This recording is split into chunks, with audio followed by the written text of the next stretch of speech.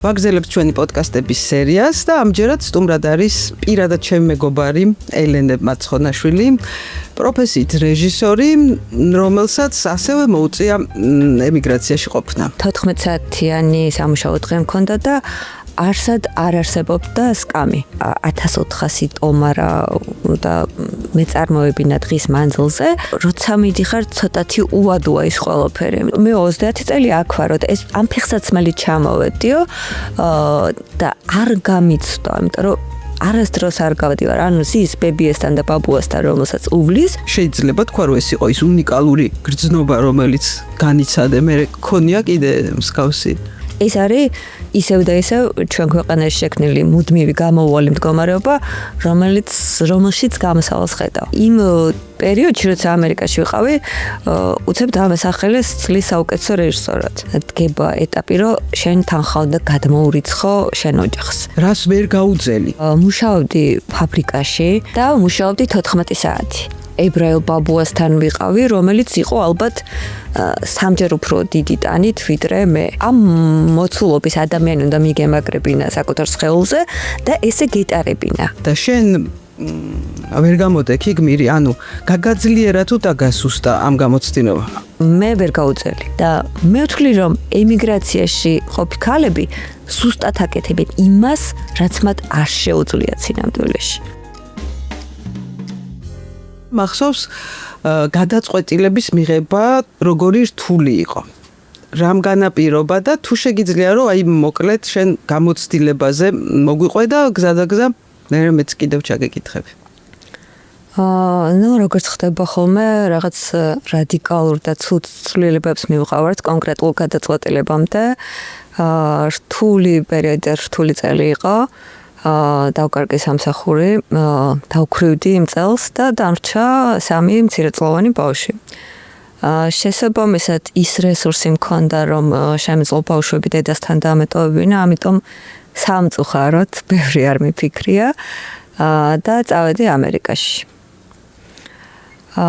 ეს ემიგრაციის შემთხვევაში კიდევ უფრო რთული კონტინენტია და კიდევ უფრო რთული ქვეყანაა, იმიტომ რომ ევროპაში როცა ხარ რაღაცნაირად მაინც სახლში გრძნობ თავს და იმის განცდა რომ ნებისმიერ დროს შეგიძლია დაბრუნდე, ოდნავ უფრო მეტია ხოლმე ვიდრე ამერიკაში. ცხადია, ანუ მთელი ოკეანის მიღმა. ოკეანის მიღმაც და თვითონ ქვეყანაც ესეთი, იმიტომ რომ მანამდე ორჯერ ვიყავი სამოგზაუროდ და რა თქმა უნდა, როგორც ყველა მეც აღვრთოვანდი, არაჩვეულებრივი ქვეყანა, კარგია ეს წითელი კიბეები, მანჰეტენი, თავისუფლების ქანდაკება, ყველაფერი კარგია.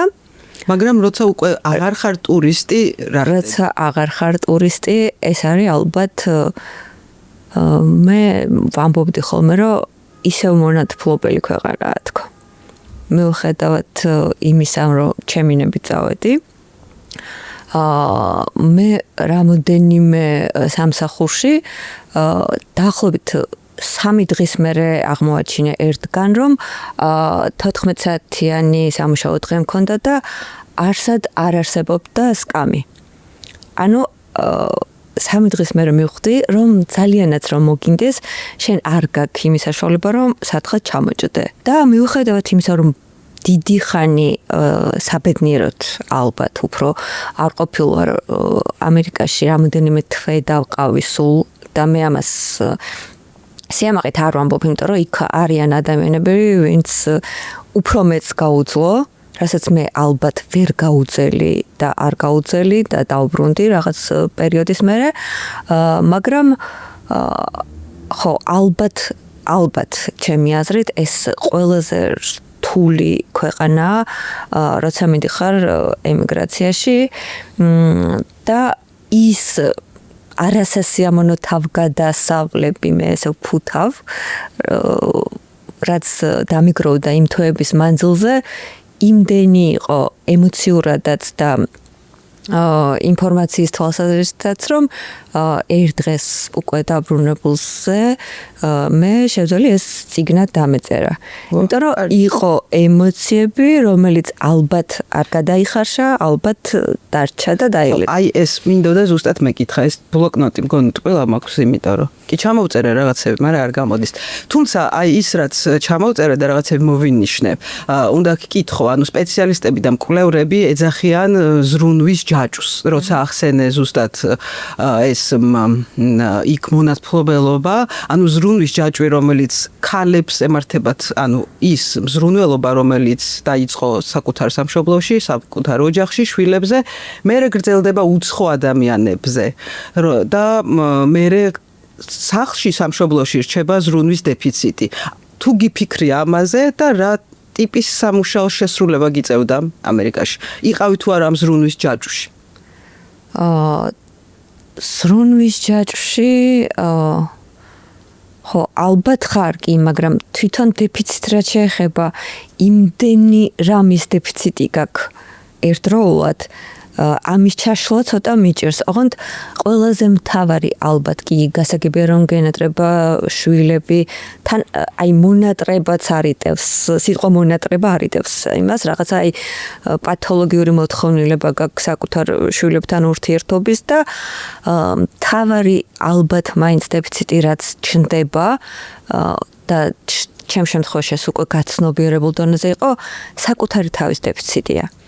იმიტომ რომ ადამიანი მაინც არის სოციალური არსება, მას სჭირდება გარკვეული სოციუმი იმისთვის, რომ თავი იგრძნოს კარგად. და იქ სოციუმი გრჩება ალბათ მხოლოდ ეს ვირტუალური, რაც თქვათ ინტერნეტ წვდომა და აი ამ ხალხთან ვისთანაც გაქვს კონტაქტი, თუმცა ეს რა თქმა უნდა არ არის საკმარისი, ხარ სოციუმის გარეშე და ხარ საკუთარი თავის გარეშე. იმიტომ რომ ერთ-ერთ ოჯახს სადაც მუშაობდი ამერიკაში, იქ მითხრეს რომ ამ ქვეყანაში როცა ჩამოდიხარ, არ არის საკმარისი ყველაფრის თავიდან დაწყება. აქ თუ გინდა რომ თავი დაიმკვიდრო, შენ თავიდან უნდა დაიბადო. და მაშინ მივხვდი რომ ვინ დაიბადე? ანუ შეგიძლია თქვა რომ ის განცდა, რაც მხოლოდ იქ ქონდა, რა გრძნობაა ეს? მე ვერ დავიბადე, მე მოვკვდი. და სრულად ქონდა აი ამ თვეების მანძილზე იმის განცდა, რომ ჩემი თავი აქ დავტოვე და ვიყავი რაღაც სხვა, არაფერი. ჯერჯერობით ყოველ შემთხვევაში და არაფრის გარეშე. იმიტომ რომ შენ ბუნებრივია დისტანცირებული ხარ საყვარელ ადამიანებთან, აღარ გაქვს პროფესია, რომელსაც თქვა წლების შეალიე თუ ნებით, რა თქმა უნდა. აღარ გყავს ის მეგობრები, პრინციპში ხო, არაფერი თან არ მიყვება, რაც შენთვის ძვირფასია და რაც შენ ხარ სინამდვილეში. და მაგრამ მაინც აი ეს მაინც შენი მიღებული გადაწყვეტილება, წახვედი იმისთვის, რომ რაღაც თვალსაზრისით ცხოვრება გაუმჯობესებულიყო ან შენი ან შენი შვილების, ანუ ის რაც კლასიკურ ემიგრაციას ახასიათებს, მოდი, უნდა შეიცვალოს ჩემ ფინანსური მდგომარეობა. ფიქრობდი ამაზე იქ. ეთიურ დღეობაზე არ ფიქრობდი, ფიქრობდი როგორ გადამერჩინა თავი, როგორ გადამერჩინა ოჯახი.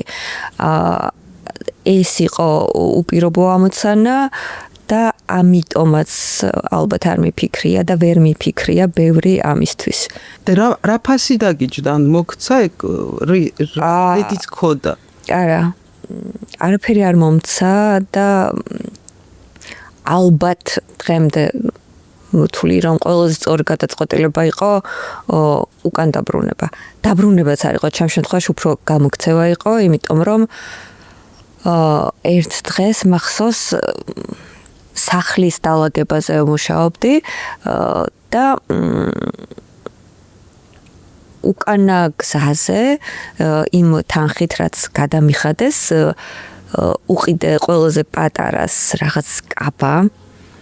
ხო, ეს რაღაცა ერთგვარი ის მქონდა, რომ აი საჩუქრებს ყიდულობდი და ეს საჩუქრები რო ბევრდებოდა, მეგონა რომ ახლოვდებოდა რაღაცნაირად დაბრუნების დროს და მახსოვს რომ რამდენიმე წამის თუ წუთის მერე გავაცნობიერე რომ ეს კაბა მქონდა ჩახტებული და უმღეროდი იავნანას, რომელიც აქ არ მიმღერია იმიტომ რომ ძალიან ცუდად მღერი და ბავშვი ამ სტრესისთვის არ გამიმეტებია არასდროს და აი მივხვდი რომ უნდა დავბრუნდე მაგრამ მე გამიმართლა ამ გადაწყვეტილების მიღებაშიც იმიტომ რომ ის რომ აქაც პრინციპში არავინ აღარ ვიყავი პროფესიულად ბევრი პოლიტიკური ბერკეტი დაემთხვა ჩემს წასვლამდე იმ პერიოდში როცა ამერიკაში ვიყავი უცებ დამასახელეს წლის საუკეთესო რეჟისორად და ამან თითქოს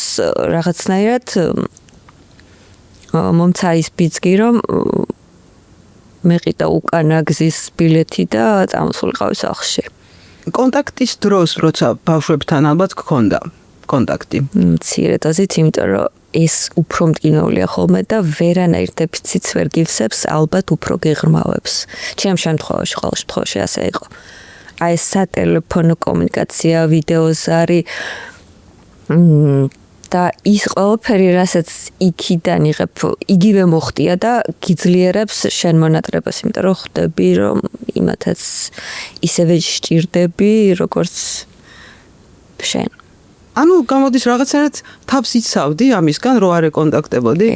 და ხო, ნუ ეს ალბათ გარკვეული სიმხდალეა ჩემ მხრიდან, მაგრამ აუცილებლობის შემთხვევაში და თან მახსოვს რომ აი რაღაცნაირად ვემზადებოდი ამისთვის, რომ უნდა მოვწესრიგებულიყავი რაღაცა ლამაზი ხედი ამერჩია, რომ იმათ მაინც არ ეგრძნათ, რომ მე თქვათ რაღაცა გარკვეულ დისკომფორტში ვარ, ან ცუდად ვარ, ან და რა განცდა?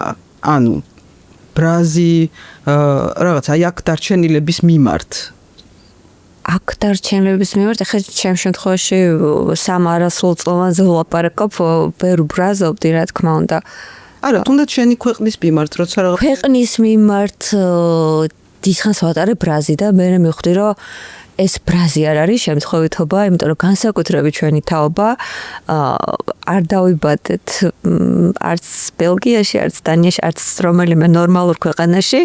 ჩვენ გავჩდით საქართველოში და ბავშვობიდან მოყოლებული ჩვენ არ ქონდა და მეთანხმების ბავშვობა, როცა ხიზილალა მაცივარში გიფუჭდებოდა. საბედნიეროდ თუ საუბედუროთ ეს ასე არ იყო. ჩვენ ბავშვობიდან ხედავთ როგორ იბრძვიან ჩვენი მშობლები რაღაცა სოციალური პრობლემების გადასაჭრელად და როგორც ცდილობდნენ ისინი ჩვენი და საკუთარი თავების გადარჩენას. მე რო ქონდა ბნელი 90-იანები, მე რო ქონდა ხარები სტუდენტობა, როგორ უნდა ჩაგვებარებინა, როგორ უნდა გადაგვეხადა სწავლება, ყველანაირი პრობლემა, რომელიც არსებობდა, გადაიარა ჩვენ თავზე პანდემიასაც მოვესწარით და იმიგრაცია არ იყო ამ ყველაფრის კარგი გაგრძელება? ანუ ლოგიკური გაგრძელება იყო ალბათ, იმიტომ რომ აი ვერ ვიპოვე მე მაგალითად ჩემ ცხოვრებაში და ზუსტად ვიცი ჩვენ თაობაში, როცა მე კარგად ვარ. აი ეს პერიოდი თითქოს არ დადგა არასდროს. რა თქმა უნდა, არსებობს ბევრი პირობა ამისთვის, რომ ყავს შვილები, რაღაცას მივახციეთ, რაღაც ვერ მივახციეთ, მაგრამ ის რომ რაღაცისთვის არ ვიბრძოდეთ, აქამდე ვერ მივედით ვერასდროს. ემოციურ ნაწილს რომ მიუბრუნდეთ, მაგრამ რაღაცა მაინც მოსაზრებები გექნებოდა, როგორ შეიძლება იყვნენ ბავშვები უჩემოდ. ან შიშები, ან ვარაუდები, ანუ ემთხვეოდა ეს შენი ფიქრები და რეალობა ერთმანეთს? იცი რა, როცა დავბრუნდი, მე კიდევ უფრო გამიმძაფრდა ეს, იმიტომ რომ ბავშვებიც არ ვიცი ხა აფრთხილებდნენ, თვითონ ხვდებოდნენ, მაქსიმალურად ცდილობდნენ, რომ ეს თავიანთი დაგროვილი ემოცია იქ ყოფნის პერიოდში არ გაეზიარებინათ ჩემთვის, თქვათ აი რამდენად ჭირდებოდათ დედა. მახსოვს ჩემი უფროსი შვილი იყო საკმაოდ დიდი იყო, სკოლას ამთავრებდა უკვე და წასვლისას მითხრა რომ დედა ვერ გაგაცილებ მუცელი მტკივა და ეს იყო ძალიან სასაცილო ერთი შეხედვით, იმიტომ რომ აი ძალიან ესეთი ფაქტიურად ზრდასრულობას მიღწეული მამაკაცი, რომელიც აი ცდილობს რომ სულ გვერდში გიდგეს და დიდივით მოგაჩვენოს თავი, უცებ აი ამ სიტუაციაში ბოლო კადრი იყო ეს ჩემთვის, როცა დავინახე რომ აი საწოლზე წევს ძალიან პატარა მოკუნტული და გასაცილებლად ვერ მომყვება, იმიტომ რომ იცის რომ ემოციური რესურსი არ აქვს ამისთვის აკმარისი და როცა დავბრუნდით და მე ლაპარაკობდით ამაზე და რამდენად უფრო ლაღები გახდნენ, მე მივხვდი რა რთული იყო ამათვის ის პერიოდი. ალბათ ჩემი შეცდომაც არის, იმიტომ რომ როცოდნოდათ რომ მე აი კონკრეტულად ამ დროს დავბრუნდები, შეიძლება უფრო მსუბუქად გადაეტანათ ეს ყველაფერი, მაგრამ როცა მიდიხარ ცოტათი უვადოა ის ყველაფერი, იმიტომ რომ ანუ ერთი მიმართულებით გაქვს ბილეთი და ერთი მიმართულებით გაქვს და აი დასაქმების ცენტრში მისვლა ხშირად მიწევდა ხოლმე იქ და ალბათ ყველაზე დამთრგუნველი იყო, იმიტომ რომ ხშირად ხვდებოდი იქ ადამიანებს, ვინც აი 30 წელიაო ერთი ქალი მიყვებოდა აქვარო ფეხსაცმელზე უყურებდი, იმიტომ რომ აი მივხვდი რომ ქართული წარმოების ფეხსაცმელი ეცვა, აი რომელსაც ადრე კერავდნენ და მითხრა რომ მე 30 წელი აქ ვარო და ეს ამ ფეხსაცმელი ჩამოვედიო და არ გამიცდო, იმიტომ რომ არასდროს არ გავდივარ, ანუ ზის ბებიესთან და ბაბუასთან, რომელსაც უვლის და ეხაო ჩემი ბავშვები და ეს ბავშვები, რომელიც ახსენა და მიყვებოდა მათზე, ერთი იყო 30 წელს მიღწეული და მეორე 40 წელს მიღწეული და მივხვდი რომ არასდროს არ უნახავს თავისი შვილიშვილები, უბრალოდ დააქორწინა ერთი ბიჭი, მეორე ბიჭი უყიდა სახლი და ასე შემდეგ და არ ვიციო, როდის წავალ სახლშიო.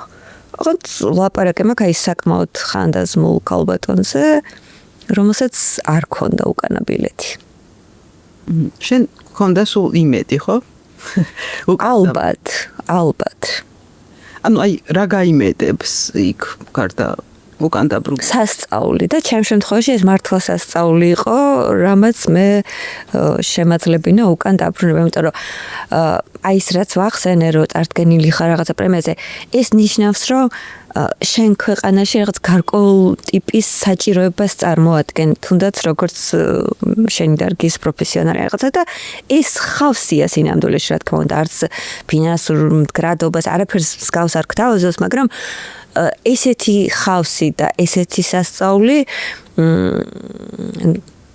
ალბათ გაძლევს იმ გამბედაობას, რომ ჩაეჭიდოთ და დაბრუნდა.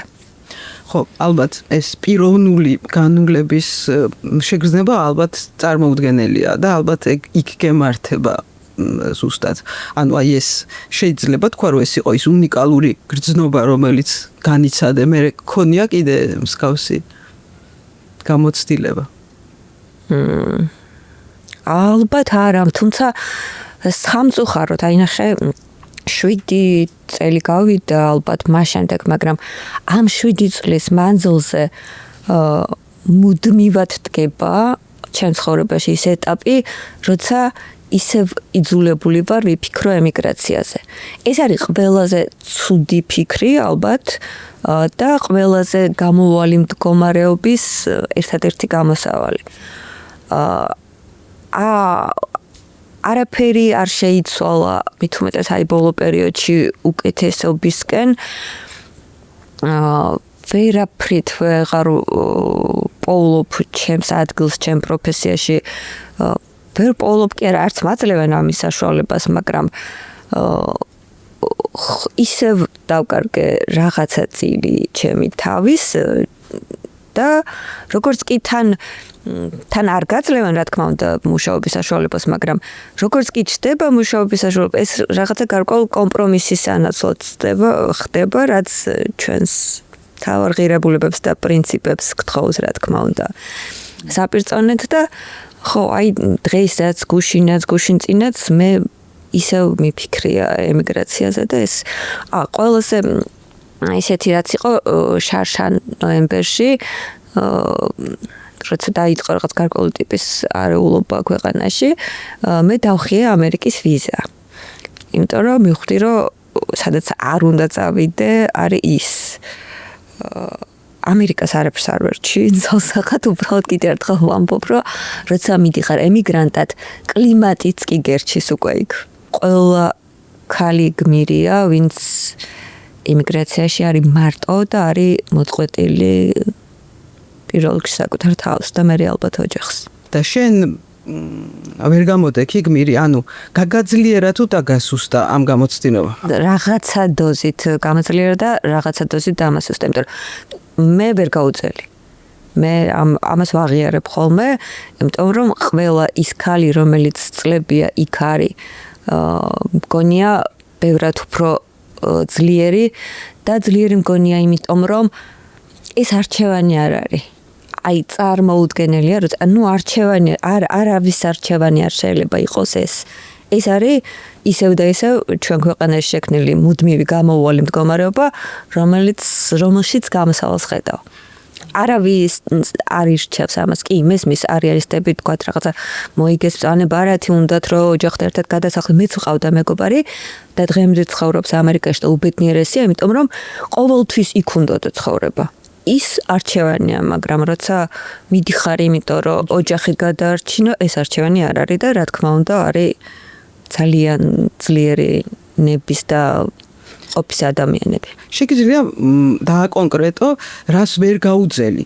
ანუ რაღაცნაირად რა ტიპის სამუშაოებზე ყოფნა მოგიწია, რას ვერ ფიზიკურად ვერ გაუძელი, ემოციურად ვერ გაუძელი? ანუ ვიცი რომ ეს ერთობლიობაა, მაგრამ აი კონკრეტულად რა იყო? კონკრეტულადაც, ან ფიზიკურადაც არ ერთულია, იმიტომ რომ მუშაობდი ფაბრიკაში უთოს დანადგართან და ნიუ-იორკში ზაფხული არის წარმოუდგენელი, იმიტომ რომ არის მაღალი ტენიანობა, რაც ამბობ რომ კლიმატიც გებრძვის თქო, ამას გულისხმობდი და მუშაობდი 14 საათი. უკანა გზა როგორ მივდიოდი ხოლმე სახლამდე რამოდენიმე დღე მახსოვს და რამოდენიმე დღე საერთოდ არ მახსოვს. ამასთან დაკავშირებით გამახსენდა რომ როცა ჩავედი ჩემ ერთმა მეგობარმა მითხრა რომ მე ვიცი ძალიან დიდი ხანია სიზმარი არ მინახავსო. რამოდენიმე წელი იქ ცხოვრობს და ამას ხშირად ამბობენ ემიგრანტები და მეც მივხვდი რომ სადღაც აი 2 კვირის მერე სიზმრები გამიქრა ამერიკაში. ანუ არ მქონდა სიზმარი, მქონდა მკვდარით ძილი და მძიმე სამუშაო, ქარხანა იყო ძალიან მძიმე სამუშაო, ასევე მოხუცის მოულაც ეს არ არის რომ შენ რაც არ უნდა ლამაზად მოყვერო, მე ვიღაცაზე ვზრუნავ, მაგრამ ეს არის საოცარი ფიზიკური შრომის შედეგი, იმიტომ რომ აი ერთ-ერთ ებრაელ ბაბუასთან ვიყავი, რომელიც იყო ალბათ სამჯერ უფრო დიდი ტანით ვიდრე მე. და ეს მოხუცი თქვათ უნდა ჩამოგეყვანა კიბეზე და აგეყვანა, რომელიც დამოუკიდებლად ვერ გადაადგილდებოდა, აი ეს ზეწარის ან პლედის დახმარებით. ანუ ამ მოცულობის ადამიანი უნდა მიგემაგრებინა საკუთარ სხეულზე და ესე გეტარებინა. ესე გებანავებინა. ყველაზე მარტივი ამიტომ ჩემთვის იყო ხოლმე, როცა მივდიოდი და ვალაგებდი სახლებს. იმიტომ რომ ამ შემთხვევაში შენ ძალიან ნაკლები შეხება გაქვს ადამიანებთან, გაქვს კონკრეტული საქმე, მაგრამ ხო აი თავისთავად ჩემთვის ეს იყო ხოლმე ყველაზე კომფორტული და ყველაზე მარტივი, ასე ვთქვათ, იმიტომ რომ სხვა ბევრად რთული იყო ყველაფერი, რასაც შევეჭიდე. ფიზიკურადაც და აღარ ფიქრობ იმაზე, რომ შენ რაღაცა ემოციურად იცი, უნდა გაუძლო, სხვა გზა არ გაქვს. ხო, ალბათ რთული გასაძლებია. ამას გულისხმობენ ზრუნვის ჯაჭვში ზუსტად, როცა აი მაინც ქართველი ქალი ემიგრანტები მირჩევენ ისეთ საქმეს, რომელსაც აქაც თავის სამშობლოში საკეთებდნენ. მერე თან ალბათ ლოგიკურად რაღაც ბრაზი ჩდება, რომ რატო უნდა ვალაგოს ხვისი სახლი, ჩემი სახლიც დასალაგებელია იქნებ ეხლა, ვინ ალაგებს ჩემს სახლს, ბავშვები როგორ არიან, როგორ ისინი დალაგებულ სახლში ძინავთ ნეტავ. ესეთი ფიქრები გქონია? პარალელები. კი, პარალელები გაქვს და მანდაც ერთადერთი ილუზია რაც გაქვს ხოლმე, რომ მე ამას მათთვის ვაკეთებ.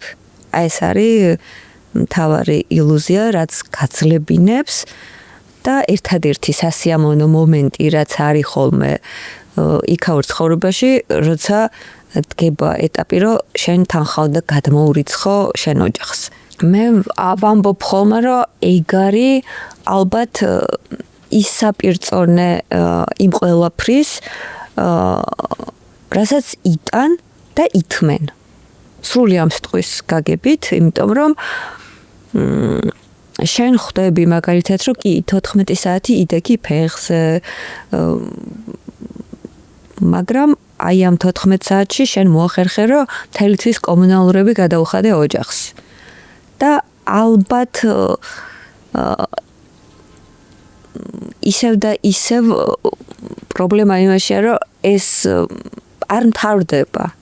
ანუ მოთხოვნილებები და საჭიროებები ბუნებრივია, რომ მუდმივია და გამოდის, რომ შენი ეს შრომაც ხდება მუდმივი, ამას მიაქვს წლები და მე მიაქვს გარკვეული ადამიანების მთელი ცხოვრება. შენი ცხოვრებით არ ცხოვრობ, ხო? ეს უკვე ალბათ ჩვენი ბრალია და ჩვენი მენტალობის, ჩვენი ასე ვთქვათ ტრადიციების, რომ ბოლომდე მოკიდებული აქვს რაღაცა დედას ხო რაღაცა ოჯახი, იმიტომ რომ მამაც რა თქმა უნდა ჩვენი აი ამ რაღაც ტრადიციების და ყოფიდან გამომდინარე ვფიქრობ, მამაც აკეთებს ყველაფერს, რაც შეუძლია, მაგრამ დედას აქვს მეორე პათოლოგიური ჭრა, ის აკეთებს იმას, რაც არ შეუძლია. და მე ვთვლი, რომ ემიგრაციაში ყოფი ქალები ზუსტად აკეთებენ იმას, რაც მათ არ შეუძლია ცინამდვილეში. ეს კიდევ უფრო სხვა ლეველზე ლაპარაკი. რამე ანაზღაურებს ამას? არაფერი არ ანაზღაურებს არც იმ დროს, რომელიც შენ დაკარგე უშუალო კომუნიკაციით საყვარელ ადამიანებთან და შენი ცხოვრების იმ წლებს, რომელშიც შენ ნებით დათმე პროფესია, მეგობრები, ყველაფერი რაც გიყვარდა, ამას არ ანაზღაურებს არაფერი, ერთადერთი ალბათ იმის გაცნობიერება და დაშვება, რომ შენ მსხვერპლი ხარ, მაგრამ ეს თითქოს და იყო შენი არჩევანი. აი ეს თითქოს და იყო შენი არჩევანი, ოდნავ შობას გაგრძნობინებს, რომ კი ბატონო, მე ეს ყველაფერი შევწირე, საკუთარი თავი, პროფესია, ცხოვრება, მაგრამ გავაკეთებ მათთვის, ვინც ყველაზე მეტად მიყვარს. ახლა სინამდვილეში რომ დაფიქრდე, ნებისმიერ დედა წამსვლელია სიცოცხლის ფასად წავა შვილის გამო ნებისმიერ რაღაცას საკუთარი სიცოცხლე, ანუ შვილი არის ვისი სიცოცხლეც გირჩევნია შენსას, ხო? მაგრამ კიდევ უფრო რთული რამეა შენი ცხოვრება აჩუქო და მიუძღვნა სხვის კეთილდღეობას. და აი ეს დაშვება აქვთ ემიგრანტებს, ვინც იქ არიან, ვინც ყოველდღე იბრძვის, ვინც ყოველდღე შრომობს და ისევ და ისევ იქ მივდივართ, არიციან როდემდე. იმიტომ რომ უმეტესობა უკვე აქ მოცემული და შექმნილი სიტუაციიდან გამომდინარე ცდილობს, რომ კი არ დაბრუნდეს, ყველა იქით წაიყვანოს, ვინც უყვარს, იმიტომ რომ აქ თითქოს აღარაფერი აღარ არის ხელჩასაჭედი. ის ხავსიც აღარ არის, რის გამოც ეს ქვეყანა კი გენატრება, მაგრამ აქ არ ხარ დაბრუნდება არავინ მალე. ვა, ძალიან სევდიანია. აღარც დაბრუნდებიან და ალბათ კიდევ უფრო მეტი ნაკადი წავა. იმიტომ რომ ჩემ გარშემოც ძალიან ბევრი ადამიანი ბოლო 1 წლის მანძილზე ვერ ვიტყვი რომ გაიქცნენ, იმიტომ რომ ისინი იბრძოდნენ იმ ბრძოლაში, სადაც ყველა ვიყავით. მაგრამ ნელა გამოეცანენ. ალბათ იმ კონდიციამდე მივიდნენ, სადაც მე რომ დავმარცხდით. ამ ეტაპზე ჩვენ დავმარცხდით და ომი არ წაგვიგია, მაგრამ ბრძოლა წაგებული გვაქვს და შემდეგი ბრძოლა როდის იქნება, მე პირადად არ ვიცი.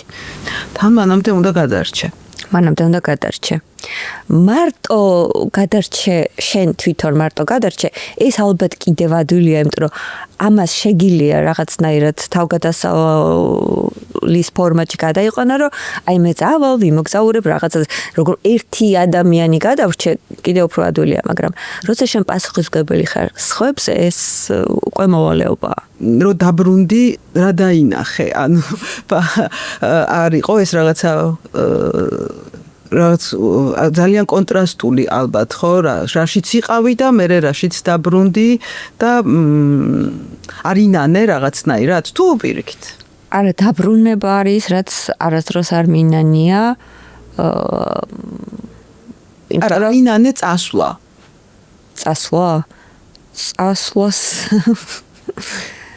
წასვლას ნანობ კი მაგრამ კიდევ ერთხელ ამბობ რომ ეს მაინც გარკვეული ტიპის გამოცდილება რომელიც ჩემ შემთხვევაში არ ვნანობ იმიტომ რომ ბოლო წიგნად იქცა მაგრამ კარგად გავიაზრე სხვა ყველა ადამიანის ტკივილი კი არ გავიაზრე შევიგრძენი იქ ვყოფების და ამიტომ აი ემიგრაციაზე შემიძლია ვისაუბრო ხოლმე უსასრულოდ ხანდახან მრთხვენია ხოლმე რომ ესე ზოგადად ყველა სახელით გამომდეს ლაპარაკი მაგრამ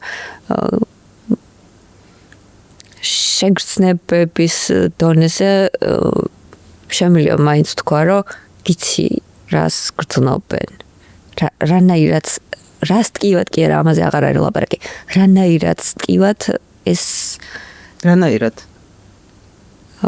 არ ითქმება ეს ანუ ეგეთ სიტყვა არ გვაქვს მაგრამ გვერდით რო ხარ გრძნობ კი შორიდანაც გრძნობ იმიტომ რომ აი ჩვენ ხო რაღაცებს ფუთავთ აი მე რო თქვი რომ რაღაც მოწესრიგდება და მე ვრეკავდი სახლში და აი შენ ემიგრაციაში ხარ მაგრამ დებ ფოტოს იქიდან რაღაც ლამაზი პეიზაჟი და რაღაცა წახვედი ცენტრალ პარკში და გადაიღე ფოტო და აი ვითომ ძალიან ყველაფერი ვითომ არის ანუ ფოტოს მაშინ დებ როცა შედარებით უკეთ გამოიყურები არ ვიცი აი ვისთვის არის სინამდვილეში ეს ილუზია საჭირო რომ იქნებ საკუთარი თავისთვის შესაძლოა ვაი და მოგიწიოს ისევ ემიგრაციაში წასვლა გამოსავალი ნაპოვნი გაქვს იმით რომ ამერიკაში აღარ წახვალ და ევროპაში მაინც ცოტა ახლოს იქნები მეტნაკლებად გასაგებ კულტურასთან და სხვებს თუ ურჩევდი რაიმეს როგორ გადარჩნენ თავი როგორ დაიცვან საკუთარი უფლებები თუნდაც ხო ნახეს ერთული რაშია კიდევ რომ ემიგრანტების უმრავლესობა მიდის არალეგალური გზით შესაბამისად როცა შენ საბუთების გარეშე მუშაობ დამსაქმებელთან არ გაქვს არანაირი უფლება იმისთვის რომ რაღაცა გააპროტესტო პირიქით მადლობელი კი მადლობელი ხარ და ის ხდება რომ შენ რა თქმა უნდა ყურმოჭრილი მონახარ იმიტომ რომ მე ერთ-ერთი სამსახურიდან გამომიშვეს იმიტომ რომ თქვენსო რომ ნელიაო ანუ მე მქონდა რაღაცა გარკვეული გეგმა 1400 ტომარა და მეწარმოებინა დღის მანძილზე და ამას ვაწარმოებდი, ანუ გეგმის მიხედვით. მაგრამ ნელა აკეთებთ. მაგრამ აღმოჩნდა, რომ არსებობენ ადამიანები, ვინც ამაზე მეც აკეთებენ, ხვდები? ანუ გეგმაზე მეც აკეთებენ, იგივე დროში, იმიტომ რომ იქ ხო საათობრივად გიხდიან. და ასევე არ მქონდა იმდენი ფხა და გონება, რომ იმის გამო რომ საათობრივად მიხდიდნენ, სახლს, თქვათ რაღაც სამსართულიან სახლს ვალაგებდი 6 საათში. როცა შემელო დამალაგებინა 12 საათში. ანუ იგივე შრომა გადამენაწილებინა, მაგრამ მეც რაღაცა ეს ქართული წესიერება მქონდა ცოტა ხანი გაყოლილი, რომ აი როგორ ხარ მოვატყვებ 6 საათზე მე არ მჭირდება მე ამის დალაგებაში და ამიტომ გადამიხადეთ მადლობა $60 და უფრო მეცაც გეტყვი ერთ-ერთი სამსახურიდან გამომიშვეს, ძიძად მუშაობდი ბავშვთან, მხოლოდ იმის გამო, რომ მე უარი ვთქვი ტაქსის ფულს, ანუ გვიანობამდე შემორჩი და ტაქსის ფულს ჩვენ გადავიხდით და არა მეთქი როგორ გეკადრება, თქვენ ხო გადამიხადეთ ხელფასი და ტაქსის ფულს მე გადავიხდე, მეორე დღეს გამომიცხადეს, რომ ჩვენ ბევრი ვიფიქრეთ და მივხვდით, რომ შენ ჩვენთან ფულის გამო არ მუშაობ, რაღაც სხვა ინტერესები გაქვს. ანუ ვერ გაიგეს ეს ჩემი რაღაც თავაზიანობა თუ არა, მეტიჩრობა, ხო? და ამის გამო დამითხოვეს და ყველას ალბათ ურჩევ რომ თუ ეს ლეგალური იქნება ეს დასაქმება ბევრად უფრო მეტ ხნეობას მოგცემს, იმიტომ რომ შენ გეცოდინება რომ რაღაცაზე შეგიძლია უარი თქვა და არ დათანხმდე ყველაფერზე იმ შიშით რომ შენ სამსახურს დაკარგავ, ქვეყნიდან გაგიშვებენ ესა ხო ალბათ კიდევ უფრო დიდი შიშია. შენ იყავი ლეგალურად ვიზით? კი, ლეგალურად ვიყავი, მაგრამ მე ვიყავი ტურისტული ვიზით და შესაბამისად ესეც არ გაძლევს სამუშაო უფლებას, რა თქმა უნდა. ამიტომ ხო, მეც ვაწყდებოდი იგივე პრობლემებს და მეც მიწევდა და ვთანხმებოდი ხშირად იმ სამუშაოს, რომელიც ჩემ ფიზიკურ ძალებსაც აღემატებოდა.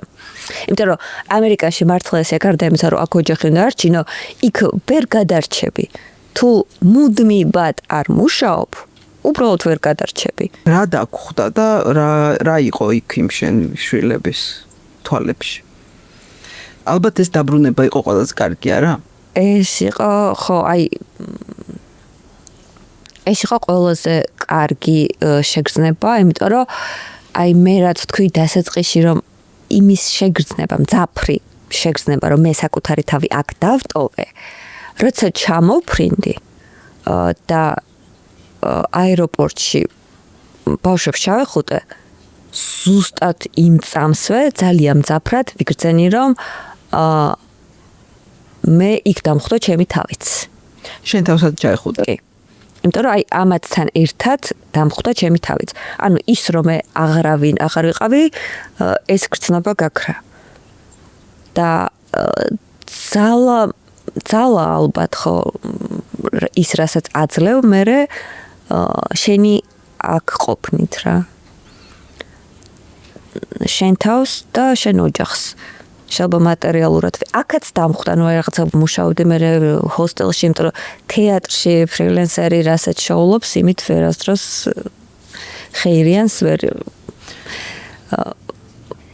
ამიტომ აქაც მიწოდა დამატებით სამუშაოს შესრულება, რა თქმა უნდა, ბევრად უფრო დაბალანაზღაურებადია ყველაფერი ჩვენთან, მაგრამ კი, დღესაც მირჩევნია და ხო, მართლა ამბობ ეს რჩევა მექნება ცოტა მეტი ჩრობა ჩემ მხრიდან რჩევის მიცემა, მაგრამ ყველა მინდა რომ გააცნობიეროს ის რაც მე ბევრად უფრო გვიანგავ, ანუ რა დეფიციტები მქონდა, ამას ვერ ვაცნობიერებდი და ცნობიერი გადაწყვეტილება მინდა მიიღოს ყველამ, იმიტომ რომ კი, კეთილდღეობა გაუმჯობესდება და კარგია. ეს ძალიან კარგია, მაგრამ ამის სანაცვლოდ რაც უნდა გასცენ და უვადოთ, ეს მინდა რომ ყველას კონდეს გაცნობიერებული. მადლობა.